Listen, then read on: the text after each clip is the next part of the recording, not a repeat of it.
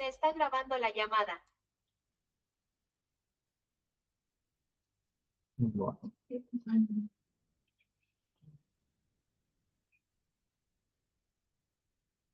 Sí, ya estoy yo, ya me conecté yo. Sí, ya me conecté yo. Si no, después se deja de grabar. Sí. Sí, ya lo aprendimos a fuerza de... De clases que no se han grabado. Sí, Claro, me quedaron con un rato más. Porque acá no se está viendo la pantalla completa. Bueno, sí, compartir pantalla, eso, ahí va. Sí, puse, pero ¿Sí? puse porque no está. Ajá. Acá, está el pantalla. Sí. Eso. Me parece que ahora sí se va a ver.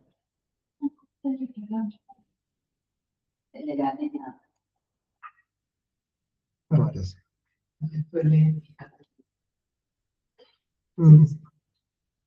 Sí, ya. Ahora sí. Ahora sí, veo que pasa por ahí. Bueno, Paula, Bueno. te escuchamos.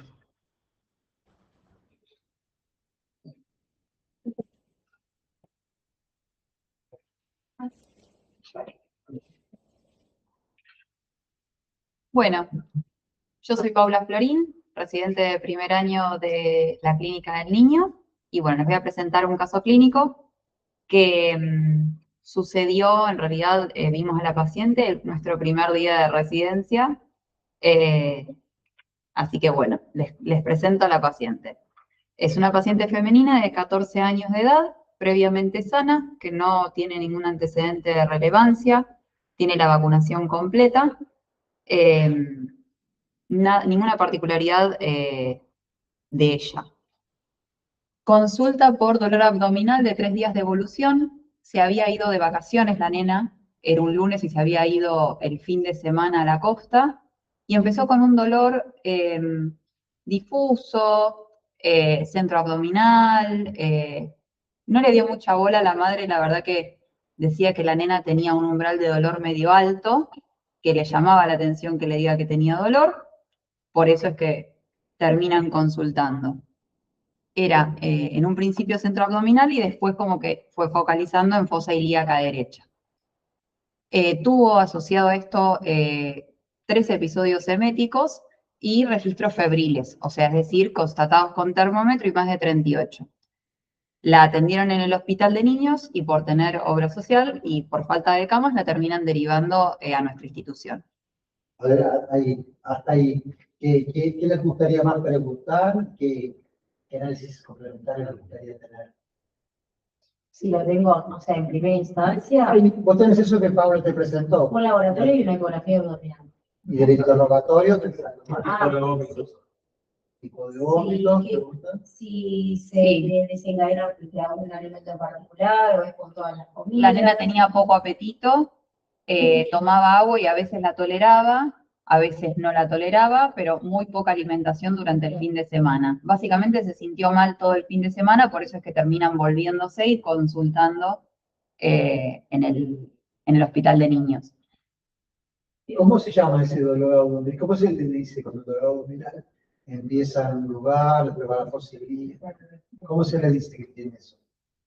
La cronología de Murphy. Cronología. Ah, perfecto. O sea, es decir, que tenemos una cronología de Murphy positiva. Bien. Entonces, ¿qué examen complementario hay que tener? Mínimamente. Laboratorio y una eco abdominal, si se puede. Vale. Claro. Una plaquita o una placa de abdomen. Bien. En el examen físico vimos que la paciente estaba hipotensa, ¿sí? Tenía un 70-40 de presión arterial, estaba como con tendencia al sueño, igual respondía, estaba reactiva, pero ella tendía a estar acostada y dormida, pero se quejaba del dolor abdominal. Tenía una frecuencia cardíaca de 120 y una frecuencia respiratoria de 28, se la veía pálida, sudorosa. El relleno, que no lo puse ahí, también estaba enlentecido. ¿Qué edad tiene la nena? 14 años. 28, taquipnea. Sí, esta quimnea, sí. Franca. Esta quimnea y esta taquicárdica también. Sí. Estaba febril en ese momento. Sí, estaba febril. Por Estaba, eso es importante la epidemiología respiratoria, para ver si el dolor no se ha referido. sí, de hecho se le realizó una radiografía de tórax. Estaba febril con una temperatura de 38,2 y bueno, eso es lo que veíamos en el examen físico. Y te hipotensa. Sí, esta hipotensa. Digamos, el signo más importante para mí es hipotensa. Lo más importante era la estabilidad hemodinámica, que era lo que estábamos observando, que justamente está hipotensa. Entonces, la interpretamos como una paciente con sospecha de una infección grave porque tenía compromiso hemodinámico, tenía la fiebre, tenía el dolor abdominal. Sospechábamos que era en realidad un punto de partida justamente abdominal apendicular, con compromiso hemodinámico compatible con sepsis en un principio. Eso es lo que pensamos cuando la evaluamos. Sepsis y shock séptico. Claro. Es una subcategoría dentro de la sepsis, ¿verdad? Sí. El shock séptico y shock séptico descompensado de hipotensa. Así es. ¿Qué conductas iniciales tomamos? Hicimos laboratorio, hemocultivos por 2, urocultivos también se hizo, se le realizó una expansión con solución fisiológica a 10 mililitros kilo. Es importante acá recalcar que se le hizo la expansión y se fue controlando periódicamente. O sea, todo el tiempo que la paciente estuvo en la habitación, estuvo una de nosotras ahí acompañándola, y eso es importante. Claro, es bueno. Si bien todo eso está bien, en otro contexto, ¿sí? Uno debería decir que en realidad la conducta inicial es el ABC. Sí. Porque está bien con todo eso hay que hacerlo. Pero la conducta inicial a veces se da por hecho, pero es por darle calidad. Claro, sí. Ese es el ABC. Cuando el paciente está chocado y yo tengo que empezar por ver la vía aérea, por ver la ventilación. Sí. Sí, se da como por hecho. O sea, sí, es verdad. Se le hizo la expansión con solución fisiológica 10 mililitros kilo. La paciente tuvo poca respuesta. Le volvieron a tomar la presión, estaba en 80-40. Se le volvió a hacer una expansión con Ringer lactato a 10 mililitros kilo. Se le indicó una dosis de ceftriaxona a 80 miligramos kilo, por el contexto de la paciente básicamente, y se hizo una interconsulta con cirugía. Se le avisó en el momento en que vimos que era de origen o que sospechábamos el origen abdominal, se le avisó a cirugía. Se le hizo la ecografía abdominal, que ahora voy a mostrar las imágenes, en la cual vamos a ver que hay abundante líquido libre en fondo de saco de Douglas, perdón, y en ambas fosas ilíacas había 3 adenopatías mesentéricas, también había un aumento de cogenicidad en el mesenterio y había una simetría anexial. Entonces ahí como que nos agregaba otro posible cuadro al que estábamos pensando nosotros. Después se le hizo el laboratorio, que tenía una hemoglobina de 12,6, un hematocrito de 37,4, los glóbulos blancos en 2600 con 63% de neutrófilos. Los glóbulos blancos están bajos para lo que es la normalidad. Si bien no pueden, o sea, no entra en neutropenia, sí están bajos los glóbulos blancos. Una uremia de 0,33, una creatinina de 0,76, que está dentro de parámetros normales. La TGO de 35, TGP de 29, FAL de 2,57. El ionograma estaba normal, el estado ácido-base también, tenía una PCR de 48, una glucemia de 0,85 y un coagulograma que era normal. Bueno, ¿cómo? No, y eso es un punto importante, porque para las nuevas guías, para lo que son los criterios de Phoenix, se utiliza el lactato como uno de los parámetros para definir si está en sepsis o si está en shock séptico. De todos modos, acá lo importante resaltar que dada la gravedad del paciente, el diagnóstico etiológico queda en un segundo plano. ¿Sí? El paciente tiene una situación que arriesga la vida, es el shock descompensado. ¿Sí? Y ante la presunción de que es séptico, se pasan los antibióticos por los reposos. Empíricamente, sí. Y después, bueno, una vez que se estabiliza eso, se aborda el diagnóstico de Bien. Entonces, teníamos como duda diagnóstico el foco apendicular y también, bueno, la patología anexial que se había sumado con la ecografía. Ahí les muestro un poquito la ecografía. Lo negro que se ve es el líquido libre que tiene la paciente. Se ven asas intestinales. A la derecha vendría a ser de allá. Todo esto que ven ahí de este lado es aire interpuesto en el colon, ¿sí? Es lo que hace la sombra, y el resto es líquido libre, interasas. Bueno, después acá hicieron una imagen de hígado, lóbulo derecho, se ve el lóbulo izquierdo y la vesícula, que no tienen ninguna particularidad, pero sacaron esta foto, así que se las muestro de paso. Bueno, sí. Y ahí se ve, en esta de acá, se ve el páncreas, ahí por debajo. Bien, y acá se ven en fosa ilíaca derecha las adenopatías mesentéricas que habíamos mencionado, las 3. Ahí se marcan 2 y hay otra más, que son ese D1 y D2 que se ven ahí. Bien, finalmente se decide, en el contexto de la paciente en estas circunstancias, es evaluada por cirugía, quien decide ingresarla a quirófano para hacer una exploración, digamos, una laparoscopía exploratoria. Finalmente, resulta una peritonitis generalizada de origen apendicular con una apendicitis retrocecal.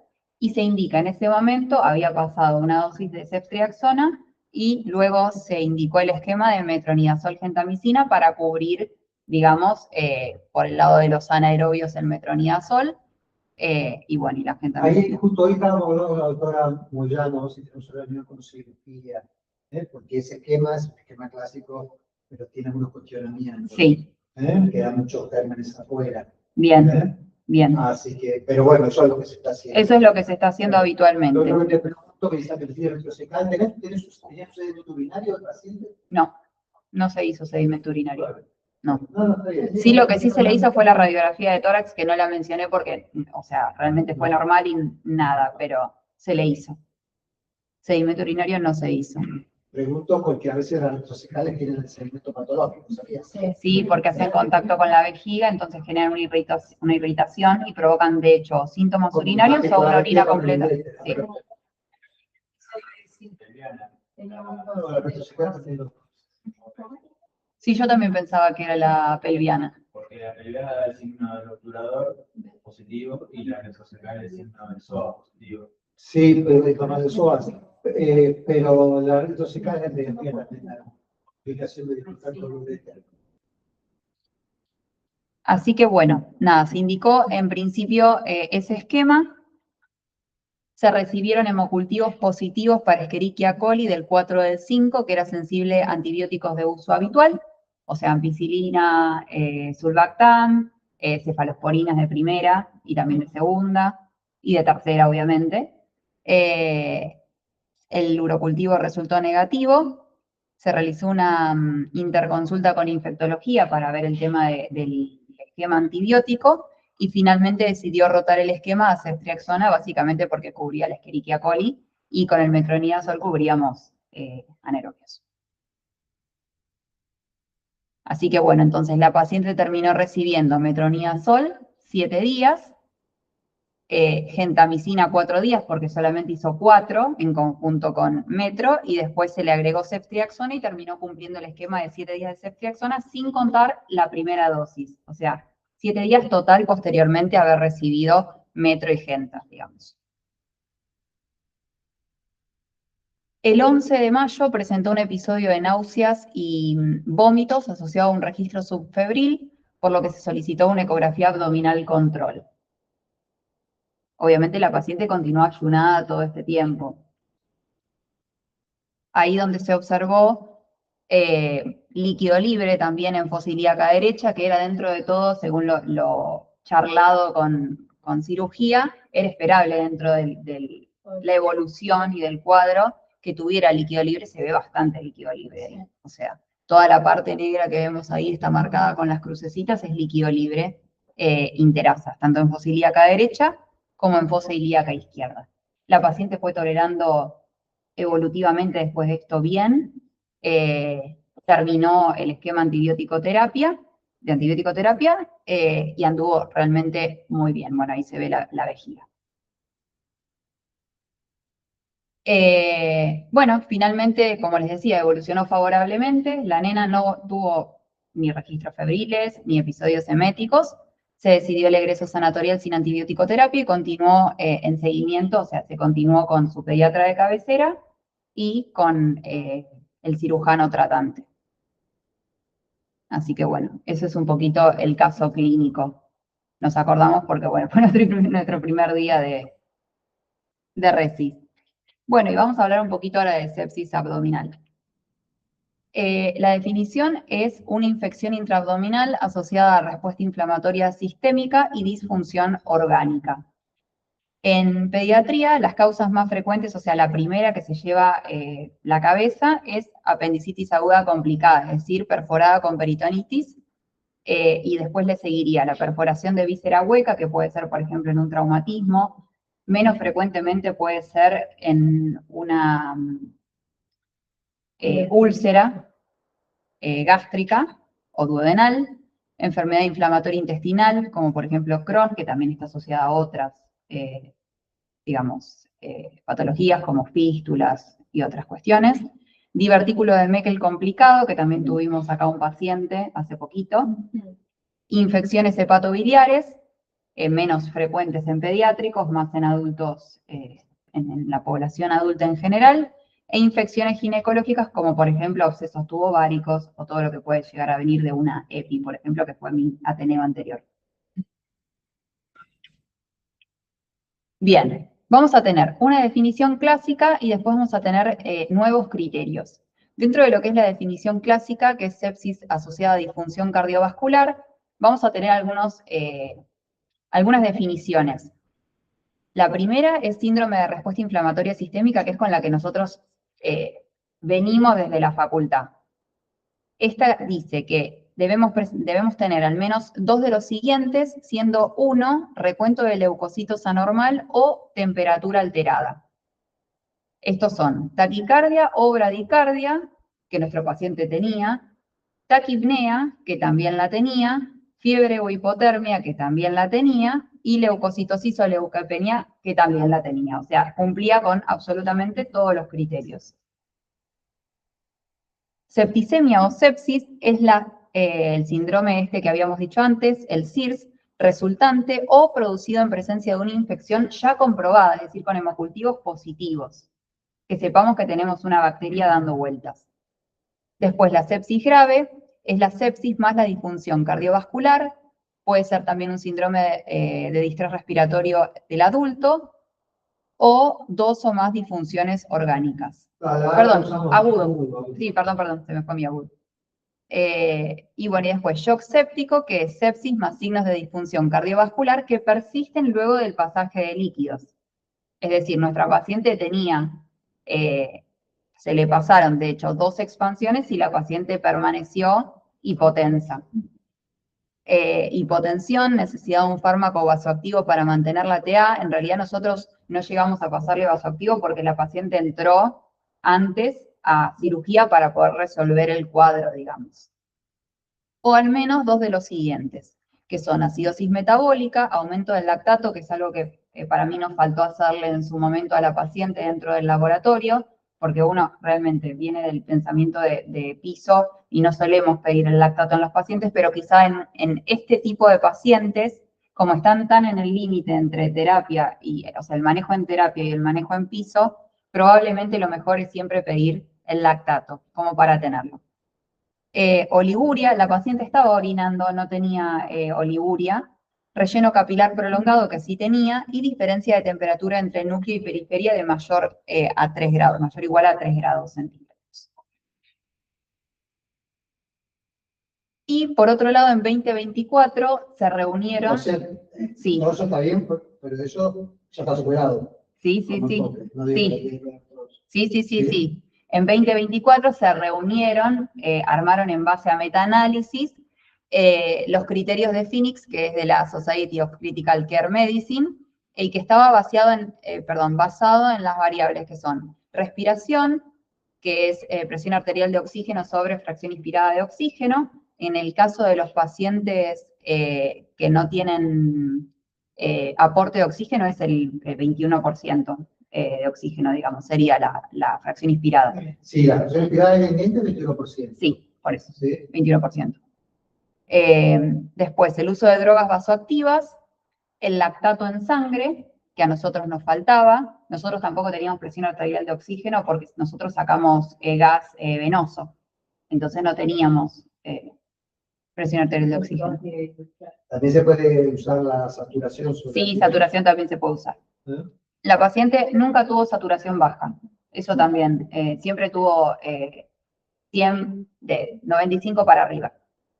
Coagulograma y estado neurológico del paciente, es decir, el Glasgow. Entonces, llamamos sepsis a infección sospechada y puntaje de Phoenix mayor o igual a 2. No le puede poner la rayita al mayor, pero es mayor o igual a 2. Y shock séptico es sepsis con mayor o igual a 1 punto de la parte cardiovascular. Bueno, acá la primera novedad es que desapareció la definición de sepsis grave. Sí. Exactamente, ¿Eh? sí. Sepsis grave no existe. No existe más. Como concepto. De todos modos, esto es así. Son criterios que todavía se están revisando Bien. por los expertos. Sí, es Porque que hay pacientes que a veces no cierran, no cumplen los diagnósticos, los criterios y son Es graves. que de hecho acá esto pasó porque acá esta paciente no cumple con los criterios de Phoenix, justamente por eso también está bueno traerlo a colación. Y sin embargo estaba en shock séptico. Hay un webinar de SAP. Bien. De sepsis y eso está todo discutido. Bien. Es un poco controversial quizá el tema. La realidad es que nosotros lo tratamos como shock séptico. Los scores y los criterios siempre sirven para identificar el lenguaje, la conducta, todo, pero bueno, nunca cubren el 100% de las posibilidades. Exacto. Así que bueno, acá les puse los puntajes. Bueno, nada, no les voy a leer todos los puntajes, pero bueno, se basa en la parte respiratoria, que tiene puntos de corte, la parte cardiovascular, que es sin vasoactivos, un vasoactivo o más de 2 vasoactivos, el lactato menor a 5 milimoles por litro, lactato 5 a 10.9 milimoles por litro y lactato mayor a 11. La parte de coagulación, nos fijamos las plaquetas, el RIN, el dímero D y el fibrinógeno. Y después la parte neurológica, que es el Glasgow. Un lactato normal para nosotros es abajo de 2. 2, sí. Sí, y forma parte de la evaluación hemodinámica del paciente. Todos los pacientes que ustedes les pidan un gas, en el contexto de evaluar no solo lo respiratorio, sino lo hemodinámico, tienen que tener el láctico. Y todos los gases, ya tengo preparado para ustedes un ateneo que vamos a hacer, en unos casos, todos los gases que ustedes sacan tienen que, pacientes también, están manejando los líquidos, la función renal, la situación hemodinámica, tienen que ir todos con añón-GAP. Bien. ¿Sí? El diagnóstico del estado ácido base se hace con el añón-GAP incluido. Bien. Todo. ¿Por qué hay acidosis láctica en estos pacientes? Por la falta de oxígeno. La falta de oxígeno, ¿qué hace? Y te llega la glucosa o una Me están spoileando la próxima parte, pero bueno. Una especialidades. No importa, sí. No, igual está buena la pregunta, porque en realidad los hacemos pensar. A mí no me gusta que estudien de memoria. Sí, me gusta que entiendan. Si no se entiende, se aprende. No, perfecto. Bueno, entonces, lo que les decía, sepsis, infección sospechada y puntaje de Phoenix mayor o igual a 2, y shock séptico es sepsis con mayor o igual a 1 punto cardiovascular. Bueno, en El cuanto... síndrome de dificultad respiratoria aguda se considera un órgano que falla, ¿verdad? Claro, Dice que es la expresión del daño endotelial a nivel del pulmón, el distrés. Entonces, se toma como un fallo. claro, como un fallo de un órgano. Bien, en este caso lo que sucedió fue que la paciente tenía una apendicitis que terminó evolucionando hasta perforación. Habíamos visto que tenía un umbral bastante alto del dolor, entonces se ve que fue aguantando hasta que pasó ese fin de semana que se sintió mal y bueno, cuestión. Tengo una pregunta porque me Sí. pierdo con todo lo del caso ya. Sí. ¿Se podría haber evitado? Se podría haber evitado, sí, si la paciente consultaba antes. Sí se podría haber evitado. Lo que pasa es que No hubo antibiótico terapia. no, nada, nada. Lo que pasa es que la paciente sí tenía esto que y nos ha pasado varias veces, este último tiempo, por lo menos yo vi, Sí. que los pacientes tienen un umbral de dolor bastante alto y vienen cuando ya la apendicitis está pasada. De hecho, hasta las ¿Tenés las zonas. pautas? No, eso no. Si yo veo un paciente por la guardia, ahora estoy en la guardia externa, veo un paciente y tengo dudas si puede tener una apendicitis, ¿en cuántas horas lo tengo que volver a ver? No, 24 horas. No, 6 horas, 18 horas. Ya. Sí, porque en un día se Ok, pasa. claro. Eh, 6 horas la duración. Si tengo sospecha, ¿no? Sí, sí, sí. Pero no tiene suelto, no. Pero si yo veo que tiene la cronología y todo, estoy dudando, yo dentro de las 6 horas tengo que volver a hablar. Y le das en la primera consulta analgésicos. Y me no enmascarado los cuadros. ¿Sí? Y bueno, yo por ejemplo, tengo 40 años de profesión, yo no sé los siempre para por ambulatorio.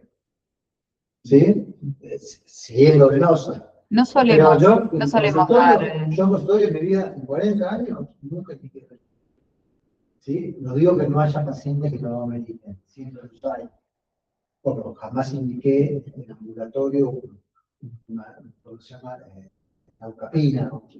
No, eso igual en niños no se. Alguna indicación siempre la puede haber después de muchos días de diagnóstico, de que claro que el paciente tiene cólicos y descartaste los cuadros agudos, pero bueno, yo en general está dando enmascarado los cuadros. Bien. ¿Y la buscapina se da en niños realmente?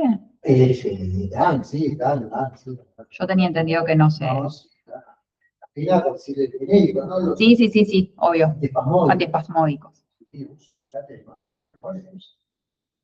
Bien, entonces lo que sucedió con esta paciente fue apendicitis perforada, una contaminación peritoneal, una respuesta inflamatoria local, liberación de citocinas, consecuentemente una disfunción endotelial, la hipoperfusión tisular, sepsis y shock séptico. Bueno, y si continúa, obviamente, si no frena, hay falla multiorgánica y el paciente termina falleciendo, obviamente, por la falla multiorgánica.